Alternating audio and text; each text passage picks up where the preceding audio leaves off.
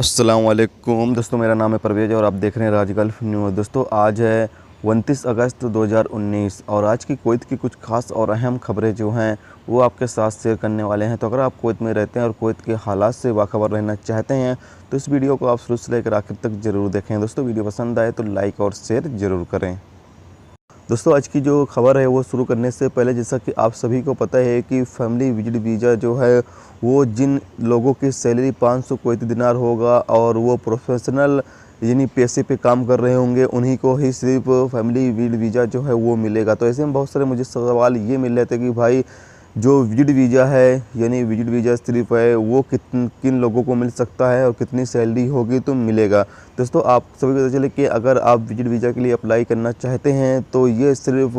250 अगर आपकी कुवैती दिनार सैलरी होगी तो भी आप अप्लाई कर सकते हैं विजिट वीज़ा के लिए। आपको पता चले कि आप अपने बच्चों को विजिट वीज़ा पे बुला सकते हैं। अगर आपकी 250 सैलरी है तो भी आप अप्लाई कर सकते हैं विजिट वीज़ा के लिए। लेकिन फैमिली वीज़ा के लिए अगर आपको अप्लाई करना है तो आपको 500 कुवैती दिनार होनी चाहिए और साथ में आप किसी प्रोफेशनल पैसे पे काम करते हों।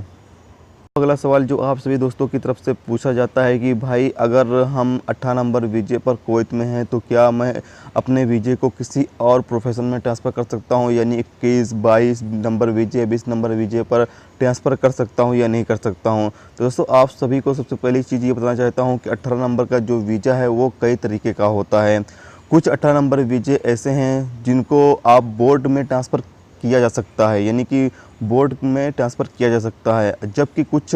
सिर्फ उसी कैटेगरी में ट्रांसफ़र किए जा सकते हैं जिसके तहत उन्हें जारी किया गया है। मिसाल के तौर पर कंपनी का अगर वीज़ा है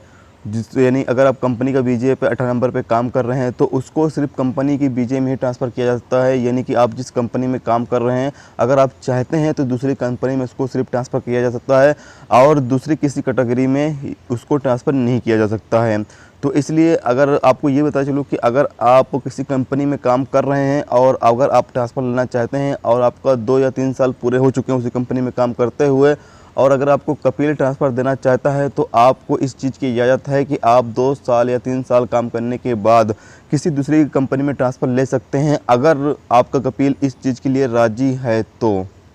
दोस्तों आज की जो पहली खबर रहे वो ये है कि चलिए खबर पढ़ के सुनाते हैं जो आप सभी के लिए अहम है, फिर आगे बात करते हैं। यह किसी भी दूसरी तरह का कारोबार है जहां वीज़े का कारोबार करने वाले लोगों ने उन लोगों के लिए कठोर नहीं होने का फैसला किया है जो उनसे वीज़ा या रेसिडेंसी परमिट खरीदते हैं। अल-राय रिपोर्ट के मुताबिक वीज़ा खरीदार के लिए एक ही बार में अदायगी करने के लिए फ़िलहाल मद्दी को देखते हुए ज़रूरी नहीं है। गैर मुल्कियों के पास अब किसी भी दूसरे सामान की तरह किस्तों में अदायगी करने का ऑप्शन है। इस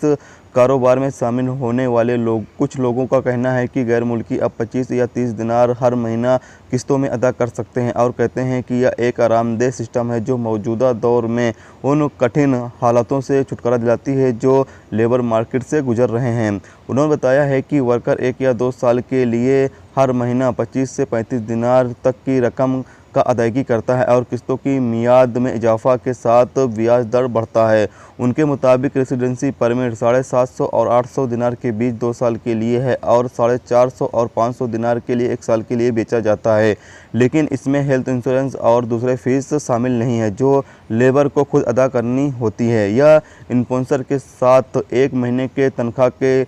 कीमत को जमा करने के अलावा है जो कपिल हर महीने खुद को और अपनी कंपनी को कानून से बचाने के लिए जमा करवाता है और निकालता है। उन्होंने जोर देकर कहा है कि ऐसे मेडिकेटर जो सौदे की कारोबार करते हैं, चाहे वो ऑफिस हो या शख्स, सौदे को इलेक्ट्रॉनिक तौर से बनाया जाता है और इन मौक़ों को हासिल करने वाले लोगों में लगभग 95% जोड़े जाते हैं जो अपने कपिल के लिए काम नहीं करते हैं। उन्होंने कहा है कि नकद अदायगी सिस्टम अभी भी मौजूद है, लेकिन रेसिडेंसी को ट्रांसफ़र करने की चाह रखने वालों में से ज़्यादातर किस्त सिस्टम का सहारा ले रहे हैं जो उन्हें किसी भी मुश्किलों के मामले में अदायगी को रोकने की इजाज़त देता है, ख़ास तौर से उन कंपनियों के तौर में जो रेसिडेंसी परमिट बेचते हैं वो वैलिड हैं और उनके किसी भी वक्त वजत के ज़रिए फ़ाइलें बंद की जा सकती हैं। तो दोस्तों अगर आप इस तरह की किसी भी कंपनी या किसी भी कपिल के साथ काम करते हैं या किसी भी स्पॉन्सर के साथ काम करते हैं जो आपसे पैसे लेकर और आपको रेसिडेंसी परमिट देते हैं, यानी कि हर महीना किस्तों पर जो पैसे लेते हैं आपसे,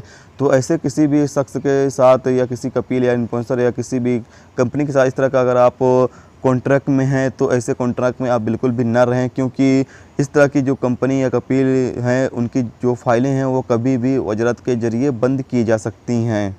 तो अगली खबर ये है कि कुवैत, जैसा कि आप सभी को पता है कि कुवैत म्यूनसिपालिटी इन दिनों जहां पर बैचलर लोग फैमिली एरिया में रहते हैं उनके खिलाफ सख्त एक्शन ले रही है। तो ऐसे में आपको पता चले कि अल दहार, सबा अल सलीम और वफरा में जहां पर बैचलर लोग फैमिली एरिया में रहते थे उनके खिलाफ एक्शन लिया गया है और उनके रूम की जो लाइट है वगैरह है वो बंद कर दी गई और जो भी ज़रूरी कानूनी कार्रवाई है उनके खिलाफ की जा रही है। तो ऐसे में आप सभी दोस्तों से कहना चाहते हैं कि अगर आप फैमिली एरिया में रहते हैं और अगर आप बैचलर हैं तो ऐसे एरिया में बिल्कुल भी ना रहें, क्योंकि कभी भी किसी वक्त भी आपके खिलाफ कार्रवाई की जा सकती है। तो ऐसे में आप बिल्कुल भी ऐसी जगह पर ना रहें जहाँ पर कि आपको रिस्क हो।